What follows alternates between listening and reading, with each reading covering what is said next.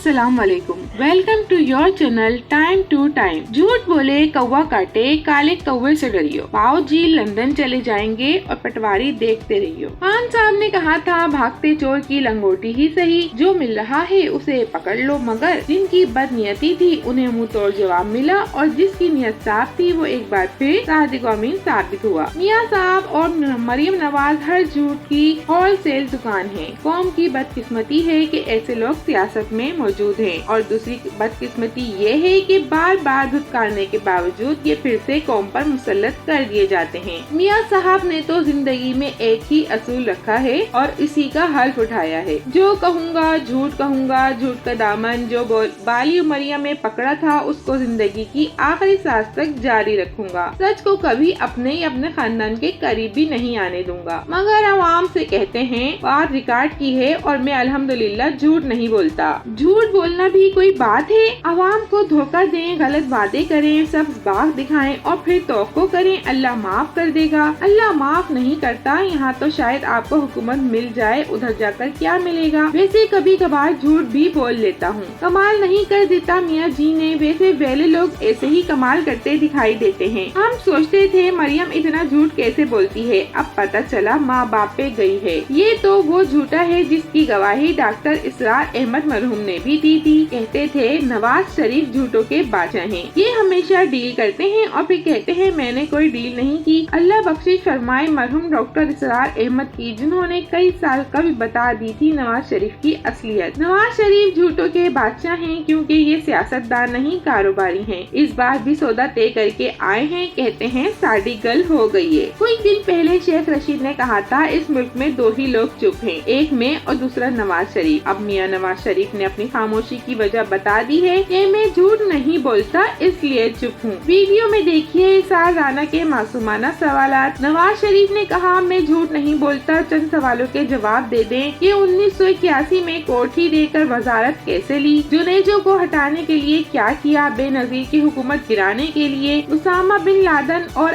ISI से कितने पैसे लिए, पार्लियामेंट में कहा ये हैं, अदालत जाकर क्यों मुकर गए। अपनी कई दहाइयों पर मुश्तमिल हुकूमत में उन्होंने जाती असासाजात ही बढ़ाए हैं और उन्होंने कौम के लिए क्या पापड़ बेले हैं, बस जाती दौलत में खूब इजाफा किया है और अपने गोंगलो और मैडम बावर्दी को बिलियनियर बनाया है और दुनिया के बड़े ममालिक में अपनी कारोबारी सल्तनत कायम की है। और अब 900 चूहे खाकर बिल्ली हज को चली है। जिसने अदालत में हल्फन कहा मैं A1 फ्लैट अपार्टमेंट के बारे में कुछ नहीं जानता, वही RCO के लिए साजबाज करता रहा, वहीं अपने केसेस के बारे में NRO के ताने बाने बुनता रहा और आज कहता है मैं झूठ नहीं बोलता। आज ये लतीफा सुनकर बहुत हंसी आ रही है कि झूठ बोलकर अवाम से वोट नहीं मांगूंगा। सियासत के लिए झूठ बोलने से कुछ नहीं मिलता, झूठ बोलने से हुकूमत मिल सकती है। अल्लाह को क्या जवाब देंगे। कौम को धोखा देने से अल्लाह ताला माफ नहीं करेगा। एक बात है, लंदन रह रहकर बाऊ जी की शक्ल किंग चार्ल्स से मिलने लगी है। जितना सीधे मुंह के साथ नवाज शरीफ झूठ बोलते हैं, हमने दुनिया में कोई ऐसा लीडर नहीं देखा। ये कंफर्म जन्नती हैं। मियाँ साहब अब हुकूमत आपको सच बोलकर भी नहीं मिलती नजर आ रही,